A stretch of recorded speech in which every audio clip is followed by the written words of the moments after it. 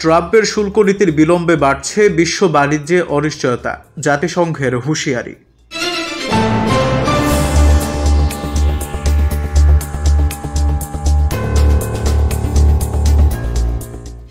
বিশ্ব অর্থনীতির জন্য আবারও বড় সতর্কতা।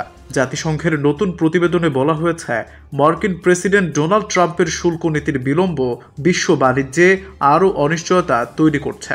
বিশেষ করে চীন ও যুক্তরাষ্ট্রের চলমান বাণিজ্য সংঘাতের কারণে বিশ্ব অর্থনীতির ওপর পড়ছে গভীর প্রভাব। জাতিসংঘের বাণিজ্য ও উন্নয়ন সংস্থা UNCTAD এর মতে, শুল্ক আরোপের ঘোষণা আবার তা স্থগিত। এভাবে আচমকা সিদ্ধান্ত নেয়ায় বিনিয়োগকারীদের মধ্যে আতঙ্ক ছড়াচ্ছে। এই ধরনের অস্থিরতা দীর্ঘমেয়াদে বিশ্ব বাণিজ্যের জন্য ক্ষতিকর। সম্প্রতি ট্রাম্প প্রশাসন ঘোষণা দেয় $300 বিলিয়ন অতিরিক্ত চীনা পণ্যের ওপর শুল্ক আরোপ করবে, কিন্তু মার্কিন বাজারের চাপ এবং ক্রিসমাস শপিংয়ের কথা ভেবে কিছু শুল্ক স্থগিত করা হয়। বিশেষজ্ঞরা বলছেন, এই সাময়িক স্বস্তি মূল সমস্যার সমাধান নয়, বরং এতে বাণিজ্য খাত আরও অনিশ্চিত হয়ে উঠছে।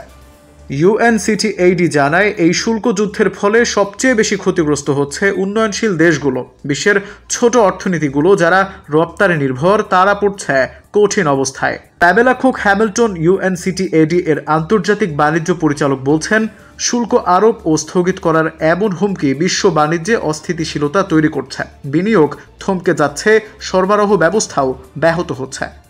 বিশ্ব অর্থনৈতিক প্রবৃদ্ধির পূর্বাভাসও কমিয়ে দিয়েছে আন্তর্জাতিক মুদ্রা তহবিল IMF। কারণ ঠিক এই বাণিজ্য উত্তেজনাই।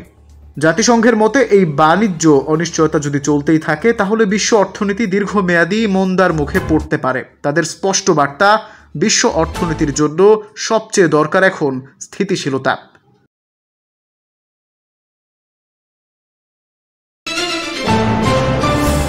Subscribe now for daily news and updates.